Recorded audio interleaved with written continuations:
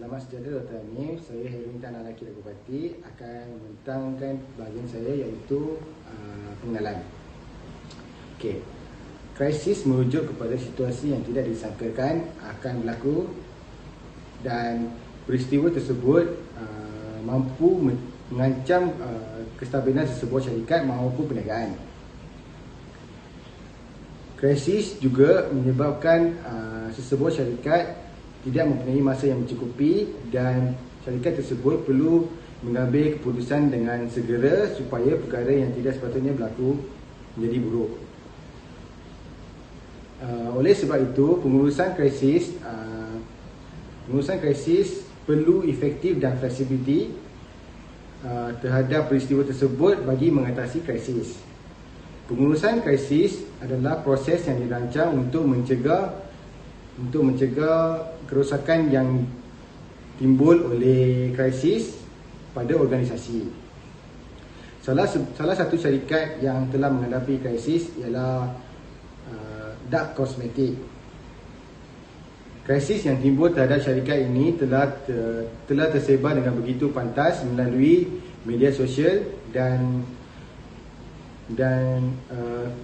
menyebabkan usahawan syarikat tersebut menandanginya dengan pelbagai cara. Bagi latar belakang syarikat, saya akan menjemput Chua untuk menyampaikan bahagian seterusnya. Sekian, terima kasih. Seterusnya saya nak present tentang latar belakang tentang syarikat DARK. Syarikat DARK telah memulakan perniagaan pada tahun 2014 iaitu pada bulan Mei.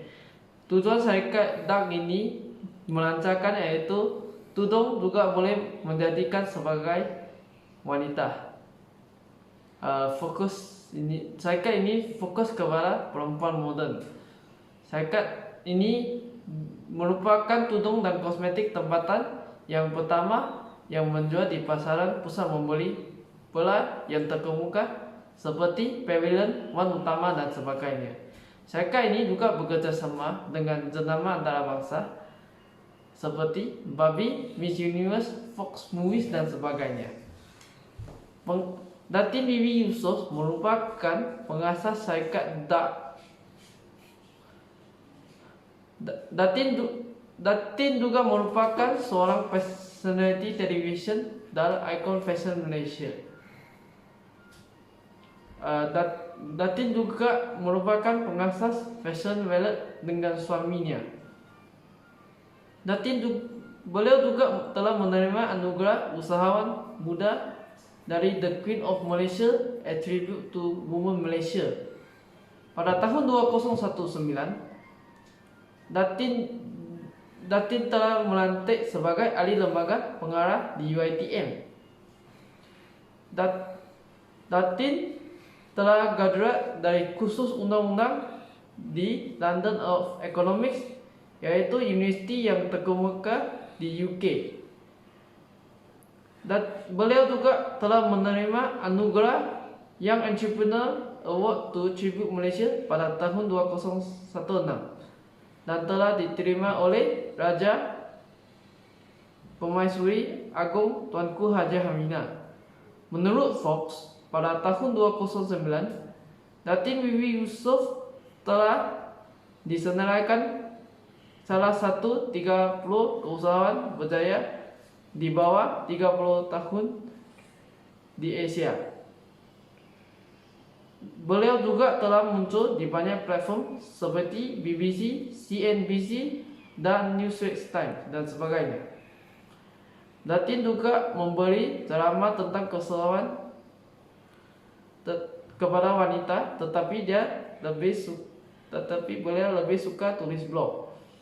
Datin Bibi Yusof juga merupakan orang pertama memakai hijab di Louis Vuitton, yaitu dipanggil sebagai Friends of Louis Vuitton. Bismillahirrahmanirrahim. Assalamualaikum warahmatullahi wabarakatuh. Nama saya Muhammad Alif bin Ahmad Tajuddin. Saya akan membentangkan tentang isu yang telah saya kaji, iaitu isu yang telah saya kaji, isu plagiat tudung reka bentuk tudung jenama tempatan. Baik, yang pertama sekali saya akan terangkan lebih dahulu maksud plagiat. Plagiat ini boleh dikategorikan sebagai perbuatan meniru atau menciplak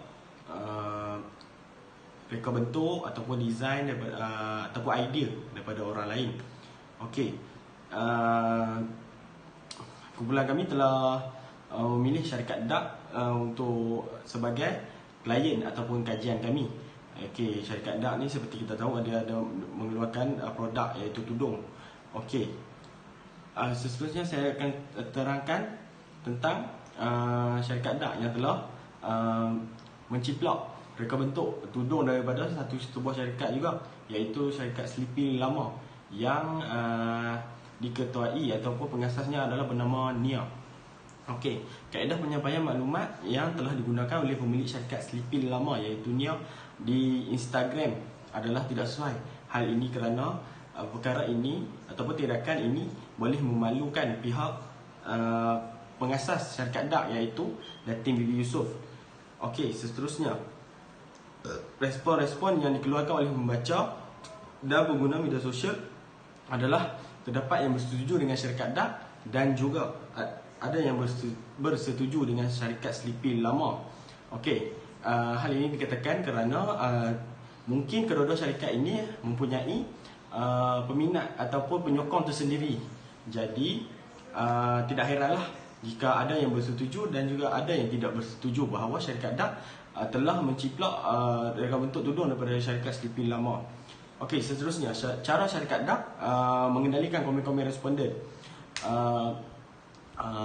Pengasas syarikat DAK iaitu Datin Bibi Yusof telah mengeluarkan kenyataan di akaun Instagramnya yang mengatakan dia tidak bersalah dan selama ini dialah yang membantu syarikat-syarikat tudung jenama tempatan untuk maju. Okey, seterusnya cara yang digunakan untuk mengatasi krisis yang berlaku dalam syarikat DAK ini adalah tidak sesuai. Hal ini kerana pengasas syarikat DAK iaitu Datin Bibi Yusof menafikan dengan sekeras-kerasnya bahawa dia telah menciplak reka bentuk tudung daripada syarikat lain, padahal perkara itu jelas dan ternyata bahawa dia meniru reka bentuk, bukan sahaja reka bentuk tetapi cara pelancaran itu sendiri.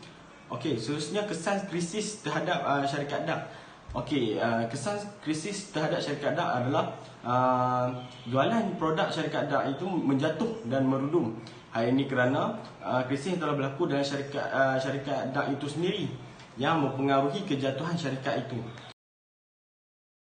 Hai, selamat sejahtera semua. Saya Nandini Dewa Salam ingin untuk membentangkan bahagian saya iaitu isu yang berlaku dalam syarikat Fashion Wallet dan DAK Group.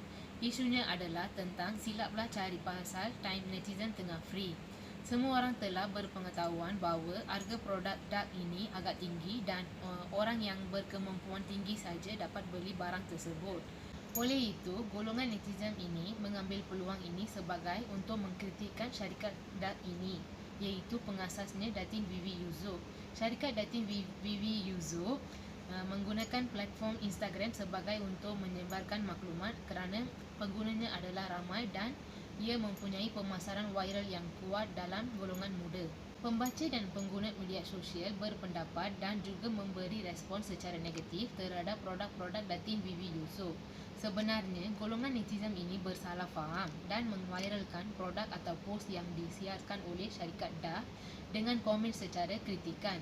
Oleh itu, Datin Bibi Yusof menampilkan diri untuk meminta maaf dan mengambil tindakan sebagai membuat laporan polis terhadap netizen yang memviralkan isu tersebut. Kesannya, syarikat ini mungkin mendapat kurang sambutan daripada pelanggan dan juga syarikat ini mungkin namanya terjejas dan juga hilang kepercayaan daripada pelanggan. Kesimpulannya, cadangan untuk menangani krisis adalah mungkin syarikat ini sentiasa mengadakan komunikasi secara langsung daripada pihak dalaman dan juga luaran serta sentiasa memaklumkan kepada pihak media tentang setiap siaran yang terbaru berlaku dalam syarikat DAK ini. Assalamualaikum kepada Dr. Hanif. Saya Nur Aina Hazwani binti Mama Hatta. Saya akan bentangkan tentang krisis yang ketiga yang berlaku dalam syarikat DAK Group. Okey, krisis tersebut ialah berkaitan dengan isu V. Yusof memberi penjelasan sebenar tentang isu fake telekong yang viral di media sosial. Okey, isu tersebut ialah berkaitan dengan netizen berasa tidak puas hati dengan ayat yang dikeluarkan oleh Vivi Yusof di laman Instastory milik beliau, di mana Vivi Yusof meluahkan rasa kecewa dan juga hairan dengan sikap pengguna yang menggunakan tudung dan juga telekong yang palsu untuk menunaikan ibadah wajib. Di sini netizen beranggapan bahawa Datin V. Yusof menyatakan bahawa sebenarnya tidak sah untuk solat menggunakan telekong yang palsu. Sedangkan dalam Islam, syarat sah untuk solat ialah menutup aurat kecuali tapak tangan dan juga muka. Sebenarnya apa yang dimaksudkan oleh Datin V. Yusof ialah beliau sebenarnya merasakan tidak puas hati kerana terdapat segelintir pengguna yang menyokong produk palsu milik beliau dan ini boleh mendatangkan kerugian kepada pihak syarikat. Oleh itu, V. Yusof mengeluarkan pendapat sedemikian. Okey, kaedah penyampaian digunakan oleh beliau ialah sebenarnya tidak bersesuaian kerana mengeluarkan isu ini di media sosial. Sepatutnya beliau haruslah mengambil tindakan undang-undang ataupun melaporkan kepada pihak yang sepatutnya. Tidak perlu mengeluarkan sehingga boleh menimbulkan kekecewaan dan juga kesalahfahaman di antara netizen dan juga beliau. Terdapat beberapa ulasan yang diulas oleh pihak-pihak netizen. Antaranya ada yang memberikan feedback, ada yang memberikan maklum balas yang positif, iaitu mereka menyokong pendapat Datin V. Yusof di mana tidak seharusnya kita menggunakan produk yang palsu ataupun produk milik orang lain, jenama orang lain dan menjual dengan harga yang begitu murah. Namun begitu, terdapat juga segelintir netizen yang memberikan tindak balas negatif di mana bertindak untuk mengecam Vivi Yusof melalui laman Twitter, iaitu mereka men-screenshot semula kenyataan Vivi Yusof di Instastory kemudian membuat post di Twitter untuk memberi kecaman kepada Datin Vivi Yusof. Di antara kecaman yang diterima ialah saya akan tunjukkan pada bahagian lampiran, iaitu salah satunya mereka mengeluarkan kata-kata yang tidak sepatutnya kepada Vivi Yusof. Akhir sekali berkaitan dengan isu krisis ni, sebenarnya pada pendapat kami kedua-dua pihak adalah bersalah, iaitu pihak daripada Datin V. Yusof iaitu selaku pemilik syarikat Dark Group dan juga pihak netizen juga selaku pengguna yang menggunakan produk-produk tersebut.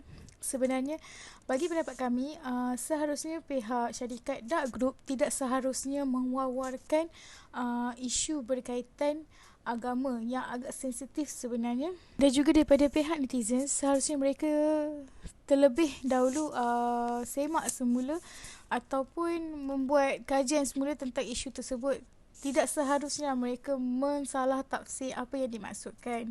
Kerana hal ini boleh mendatangkan fitnah dan juga di samping itu mereka telah mengubah maksud sebenar Datin Vivi Yusof tersebut. Okey, itu sahaja daripada saya. Sekian, terima kasih.